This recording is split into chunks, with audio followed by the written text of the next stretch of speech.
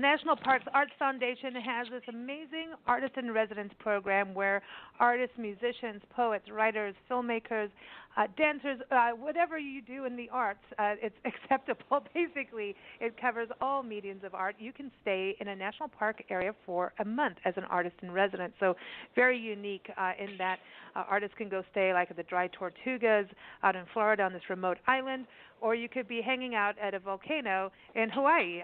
But today we're going to Gettysburg because they have a really unique program there. Not only is there a program for artists, but there is one just for poets and one for veterans as well. And so, I mean, it's in a military park. Who would have thought that would happen, you know? So it's pretty incredible. So go to nationalparksartsfoundation.org, especially for anybody in the arts. Check that out because they really have amazing programs.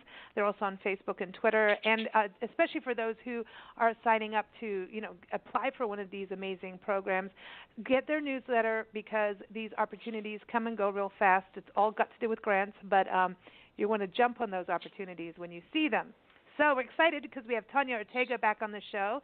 She is the founder of the National Parks Arts Foundation. We also have poet and printmaker Julie-Swarstad-Johnson joining us, who's from Tucson. Well, she's based in Tucson here where we are, and she's in Gettysburg today, and she is the poet in residence at Gettysburg National Military Park. Welcome to the show, Julie. How are you? Doing well, yeah. Thank you so much for having me. It is really funny to be sitting here in Pennsylvania talking to you in Tucson where I normally would be. But, yeah, it's been amazing to be here in Pennsylvania so far. Well, yeah, ever since you left, we got snow in the mountains. What did you do? I know. It was such a warm winter, and yeah, now that I'm gone, here it comes. That's amazing. That's amazing. I'm very excited because I know that you've done a lot of work out there, too, as part of your writing and research and the history, so I know this is an exciting time for you. I want to bring Tanya on the show, and you never know where Tanya is. I believe she's on an island somewhere. Tanya, how are you doing? Good morning, everybody. I'm doing great. I'm in Hawaii right now. Yay! Yay! Nice. She's on an island. Yay! There it is. Okay, so am I right? Everybody has to sign up for your newsletter. I'm going to push that as much as possible because in the last time we spoke, you got like all these other parks coming on board and you know, different like changes up, you know, things where people can stay in a house. And even at the beginning of today's show, I said that last time I spoke with you, you said whole bands could actually apply if they wanted to come and do that residency. Yes.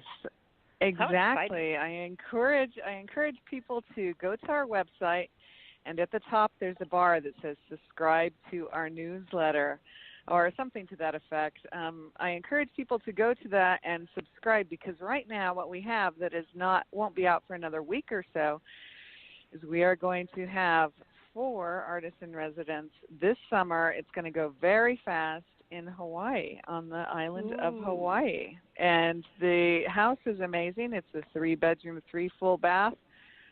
Yes, it is outfitted for many people with all of the modern amenities, including internet. So Nancy's looking at me like she's like, Lisa, hi, how are you? Yeah, get your paintbrushes out, Nancy, quick. Quick, have that.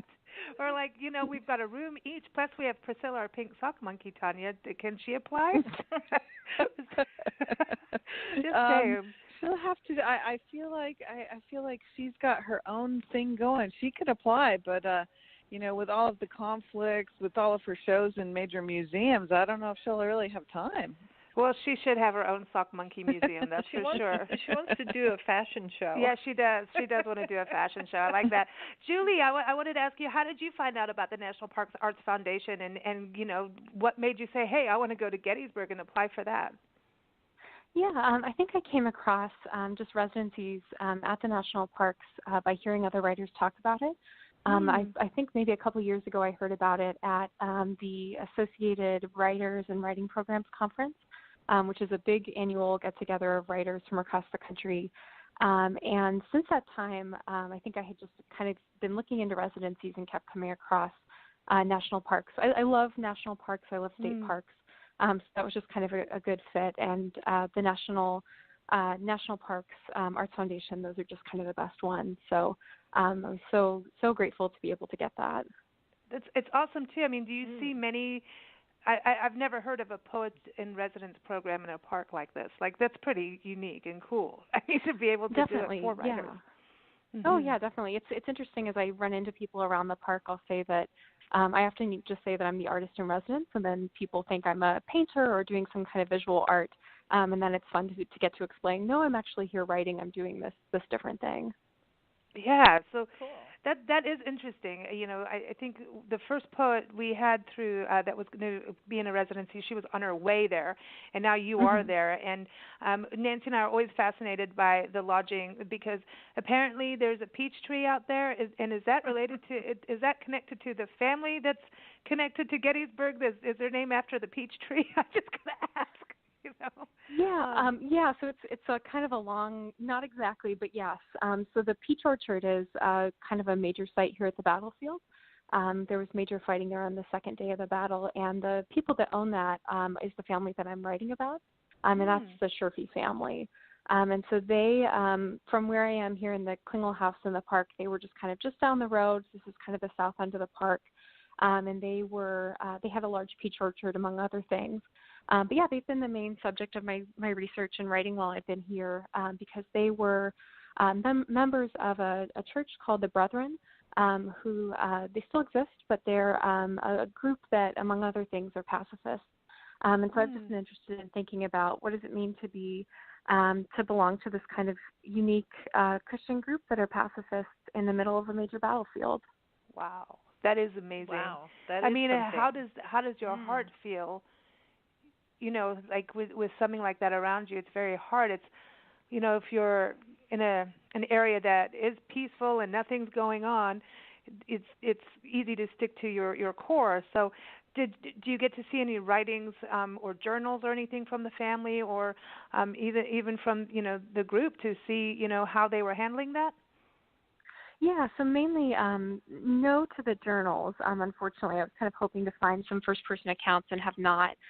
But that's okay because there are plenty of newspaper clippings and other places to kind of pull together information. There's also kind of a oral history, some just kind of family snippets that have been passed down among this family. And I've had access to that through the Historical Society and also have met one of the descendants of that family. Oh, wow. But there are, which was really nice. He was a really nice person. But yeah, there's writings from the individual church here. They had kind of a record book, and then also from that larger denomination. So in those record books, you can kind of track during the Civil War, people kind of going through the questions of what do you do if you're called in the draft, or what happens with people that are maybe from a Brethren family and then decide to go and fight, because it's a church where you don't become a member until you're into adulthood. So you could be a child that's grown up in the church, but you're not really held to the standards of the community, even though that would definitely be something that's kind of shaping what you're doing. Wow. Hey, how about any peach pie recipes? Yeah, here we go. We want the peach pie. Yeah, no, it's the middle of winter, so there's a real lack of fruit. But I'm sure there must be peach pie recipes somewhere. How does the orchard look right now? I mean, are there any hints of buds yet? At least for the leaves. No, yeah, definitely not the orchard trees around here or any of the deciduous trees. There aren't really any buds coming back. But in the time I've been here, February was an incredibly rainy month. So the fields actually do have just kind of a little bit of green blush across the top, and there are tons and tons of birds out and about. So even though today, for instance, it's really cold. There is kind of that hints of spring in the weather all around us. Being out there, I mean, getting into the history and actually getting to chat with a family member, to me, those are prized moments. I always look at, our veterans as part of actually, one of the things I love about this program with the veterans as well, for the veterans that get to go in there and have that connection.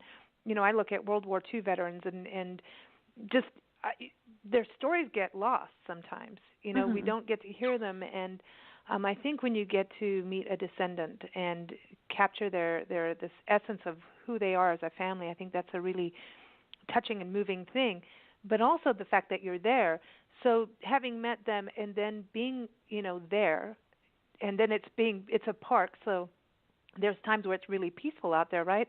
Do you kind of feel how they must have felt at a time? Like, do you feel like the peaceful side, and then can you feel like, do you just feel like what it was like with the battle there, and can you kind of feel and sense what the family went through?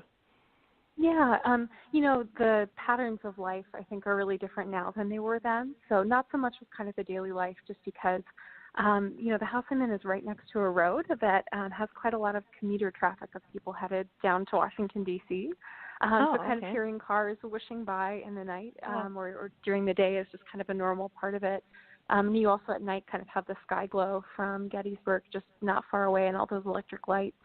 But at the same time, I think there's such a sense of the landscape. The park has worked really hard over many decades to kind of make this place look as close to 1863 as it can. And I think through their really dedicated work to kind of bringing back the right kinds of fields, bringing back the right kinds of fences, the right kinds of things growing in the fields, you get this sense of the landscape that does line itself up with the past in a way that it wouldn't if they hadn't done all that work.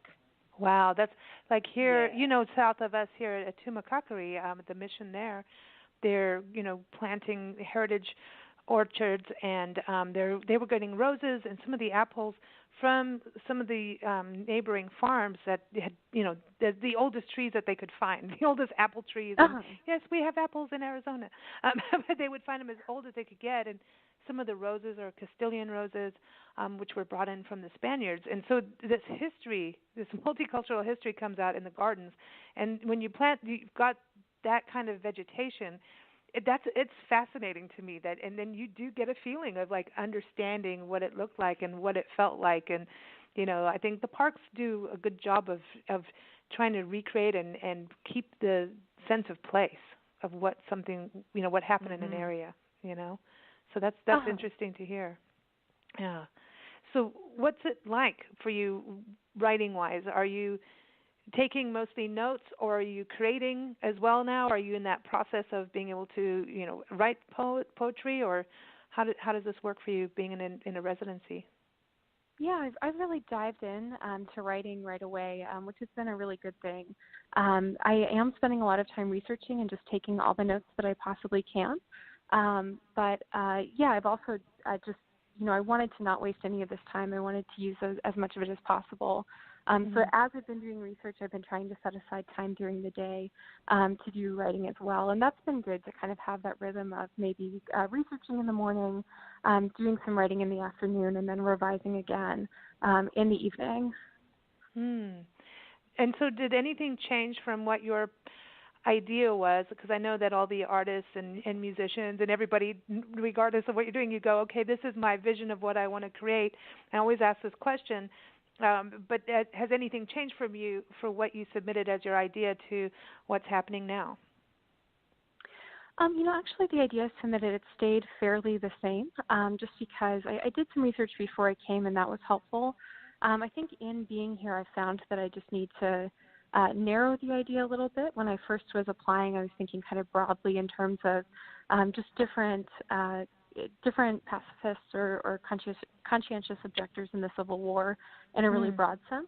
And then I realized that even with a whole month to write in, which just seems like an absurdly big amount of time, it's actually really not. And when you're researching something really deeply, a month actually, that's not even enough time to really dig just into one family story. It's a really good amount of time to start, but this could be a big thing to keep going with. See, Tanya?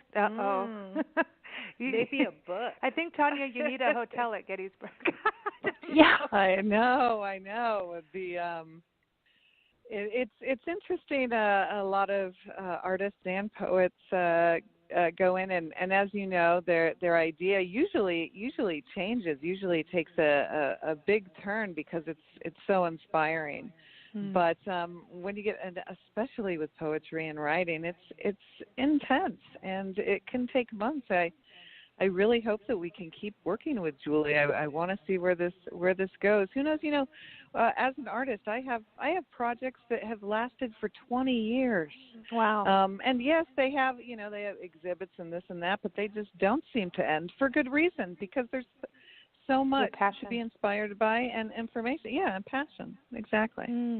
I didn't even think about pacifists being in the middle of a battlefield. I'd never thought of that. So yeah. I really appreciate you bringing that to our attention, Julie. I mean, it's something, we think of war and we think of it in one way, and a lot of times, and there's so many stories attached to a war, Oh, yeah. and definitely. it's important to look at, I think is part of it. I think what's been interesting to me is to find, I think when people think of pacifists, if you don't know much about that, your initial thought might be like just total, if you're a pacifist, you're going to be someone that totally separates yourself from any kind of violence or any kind of fighting, and just doesn't want anything to do with it.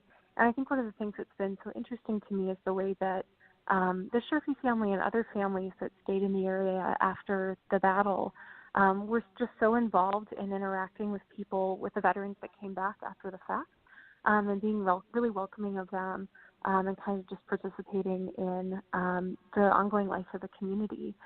Even though they weren't participating in the fighting, they still were going to be here, and they were still going to welcome people. And you also, didn't you do a lot of work before this in Philadelphia with your poetry chapbook, Jumping the Pit? Wasn't that something that you kind of got hands-on in and really got into the history side? So this is kind of like, do the two projects merge at all in some way, like from what you learned? Yeah, that was actually the first thing I thought of when I saw that you were the poet in residence, and I was reading your bio and everything. I'm like, I bet you what she learned before is helping her now. I think it is. Yeah, they are kind of distinct projects. So when I went to grad school at Penn State, and so I lived in State College, which is kind of right in the middle of Pennsylvania, for 2 years.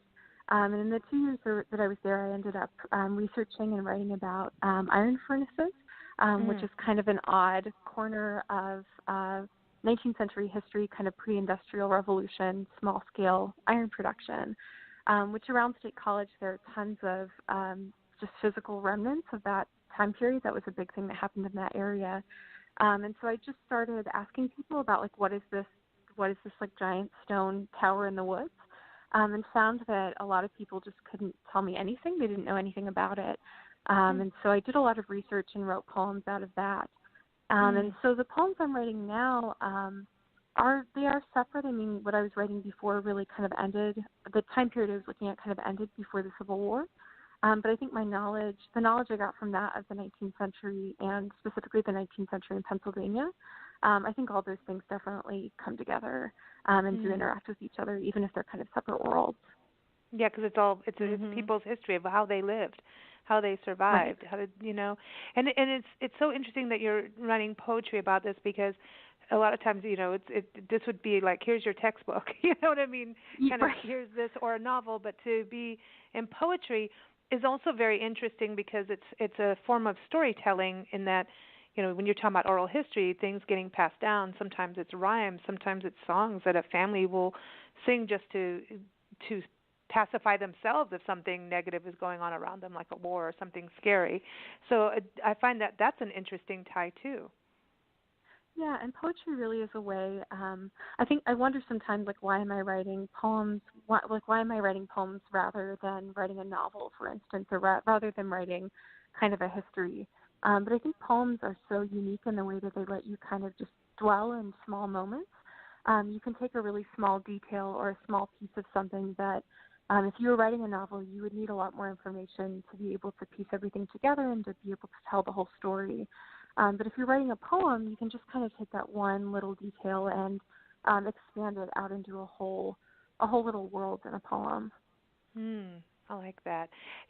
Now I've got to ask you, Tanya, has anybody wanted to write a novel? Like, I was just thinking, like, has anybody come in as an artist and said, okay, I'm writing a novel now out of this experience? That's an interesting question. I think we have had two people who have been writing novels as their initial proposal. Wow. And both of those things turned into, one turned into a screenplay and another turned into a play. Wow. So, cool. Those two, and to also sort of approach the subject that you mentioned earlier, Julie, when you're in the park and you say you're the artist in residence, and then you explain that you're a poet. This is one reason that we have separated.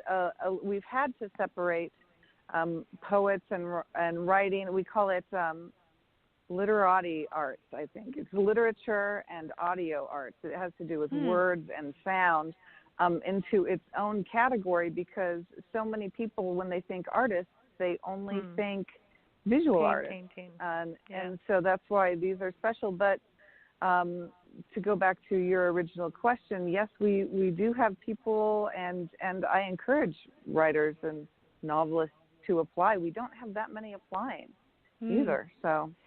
I just find it so cool that you do poetry. I've loved that from the time, you said, oh, we have a whole poetry program there. And I'm like, that is so important, because I've said this on the show before. It just seems to me that poetry is like almost a lost art. Yeah. And then you'll get a wave of a younger generation come in and go, it's time for poetry again. It kind of goes in these cycles, yet poetry never dies. And when you think of it, Julie being, in Gettysburg and the historical side, poetry, that's kind of how people wrote back then. If you think of it, it's very poetic how they wrote. So it's that's true. I'm sitting here next to a book that's the title of which is Civil War Poetry. So there's plenty of stuff from that time period. Oh, wow. And how do you feel about this, poetry-wise? Do you think this is a help? Because I know that you also, you work in the world of poetry here at the university. So do you feel like we need more of these kinds of programs for poetry to be out there? Oh, definitely, yeah. I think poetry, in addition to being a way to just kind of dwell on smaller things or kind of meditate on different ideas, I think poetry is so much about empathy. It's so much about kind of stepping into somebody else's way of thinking or kind of slowing yourself down. And I think that's definitely something that, we could use more of at any time, but definitely now empathy is a really good skill for people to have. It's something that we all need to learn and grow in. So poetry does that. It's also something, it's a way for people to connect with writing in maybe kind of short bursts. Not everybody enjoys reading novels or sitting down and reading a whole book on a topic, but you might have time for a poem. You might have time for, just a couple lines here to connect with a place. And that's another way that poetry is really good at kind of giving you one short or small way into a much bigger thing. And you get the feel, Right. It's in a way more emotional. I think it is.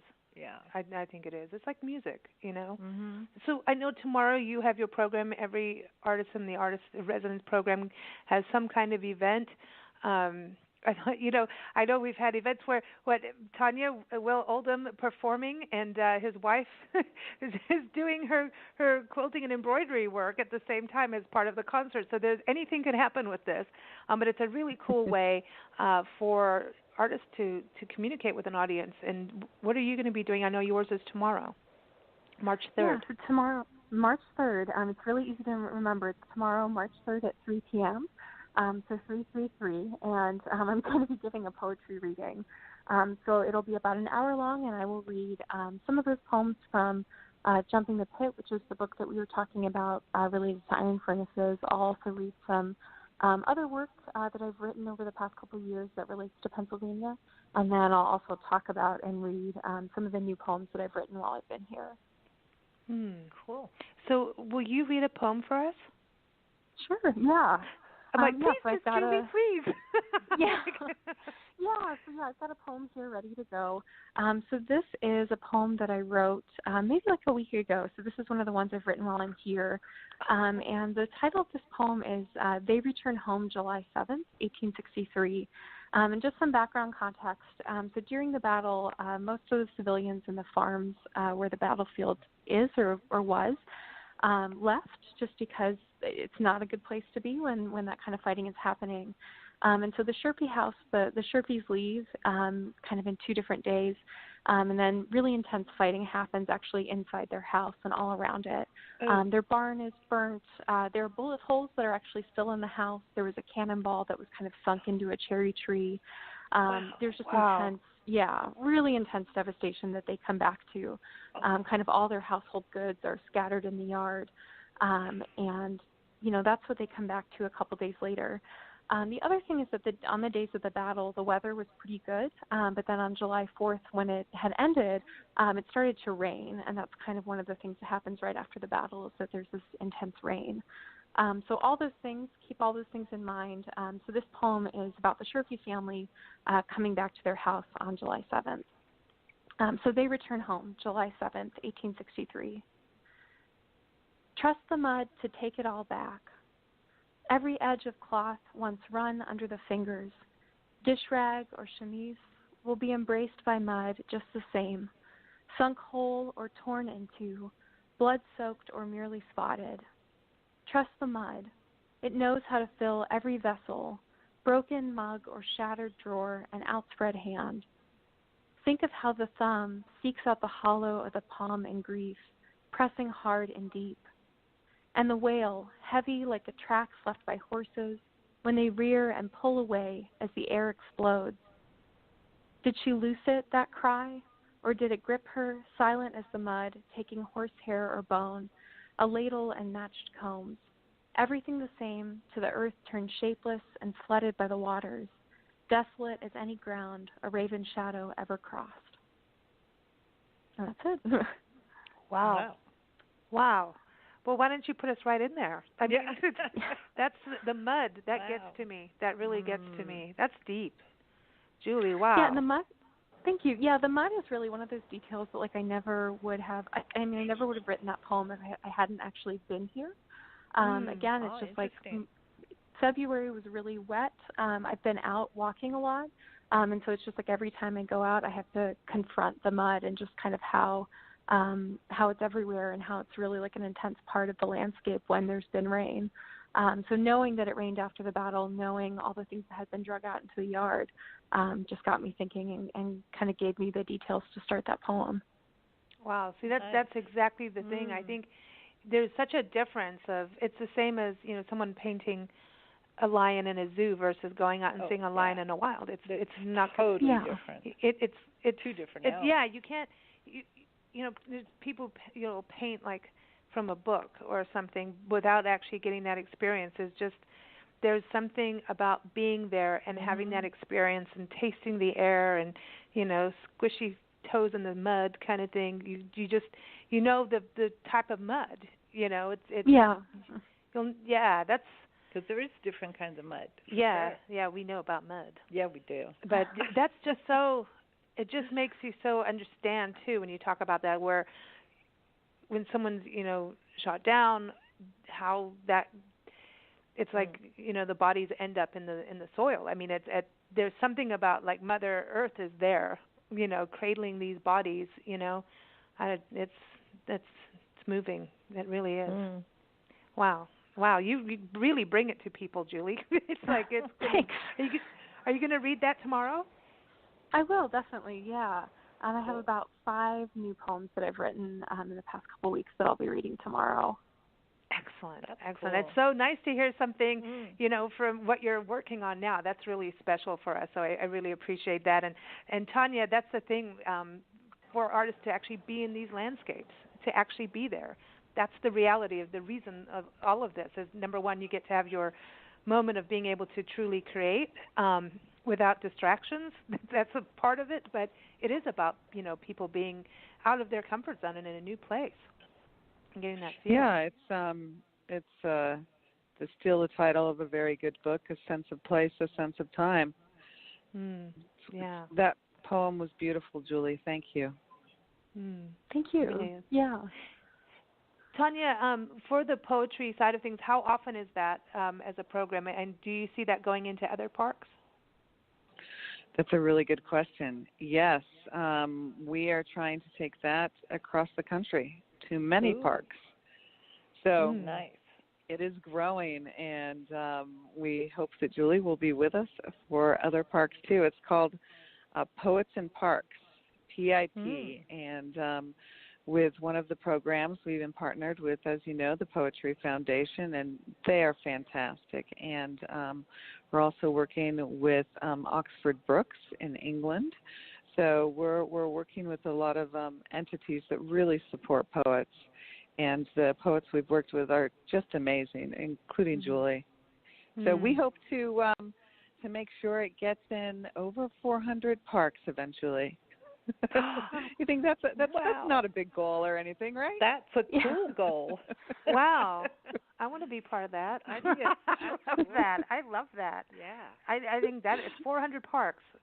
Where did you come with that number? That's like the way we think over here. It's like, let's just go for it. Yeah, why not? I love that. Well, there's no limits with what you're doing at the National Parks Arts Foundation. And again, everyone, nationalparksartsfoundation.org is the best place to go and sign up for that newsletter. So when these opportunities hit, that you're there and you've got to be ready. Be ready. So so basically, everyone should have their submission ready beforehand. Like, be prepared, get it together. And Julie, I wanted to ask: is there a website or a place that people can go to connect with you further? Yes, I have a website, and it's just my name, which is kind of long. So it's Julie Swarstad, which is SWARSTAD, and then Johnson.com. Which, if you're listening to this online, just smush my name together and put a .com on the end, and you'll get there. I like that. It's Swarstad. To me, that's, having lived in South Africa, it's very Dutch. To me, that's like, I'm gonna pronounce it in Afrikaans. Is it a Dutch name? Or German? It's Norwegian, actually. Yeah, Norwegian. It's kind of Americanized Norwegian. Yeah. Wow. Okay. Yeah, because stad is town in Dutch. Well, in Afrikaans anyway. Stad. Yeah. So it's just interesting. Yeah. You never know. We can have that kind of conversation here. Yeah. Now, of course, we like to play music for everyone, and we haven't played this song on the show yet, and I wanted to play this, and I think especially now, having heard your poem, Julie, it's called "Beneath a Solemn Sky." And it is off of an album called Fine State of Affairs. It's from the Gunboat Diplomats out of Jacksonville, Florida. That sounds good. Yeah, it's an interesting album, but the words kind of get to you. It does deal with love and loss and war, and so I wanted to play that. But thank you both for joining us. Thank you. For having us. Thank you. And everybody, nationalparksartsfoundation.org. Go do it. All right. Here's some music for you, Beyond a Solemn Sky. Thanks, guys. You take care. Thank you. Thanks. Beneath a Solemn Sky.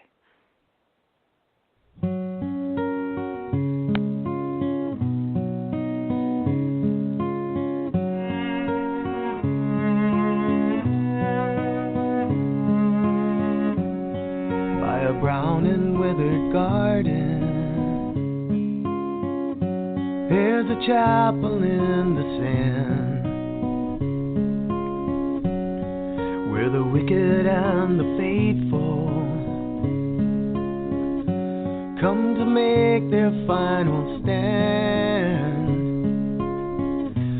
As another bitter season ends, now the hour is at hand, for the seeds of hope have fallen on parched and stony ground. Can you hear the prophets calling as the world keeps spinning round? But it all goes with the territory, and for what it's worth, the meek and brave prepare a grave in the dusty, barren earth, while the bones of last week's promises are buried in the square. The saints and doubting Thomases all bow their heads in prayer, but the words will bring no comfort to the foolish or the wise, till the heavens rain on the brittle grain like teardrops from the quiet, solemn sky.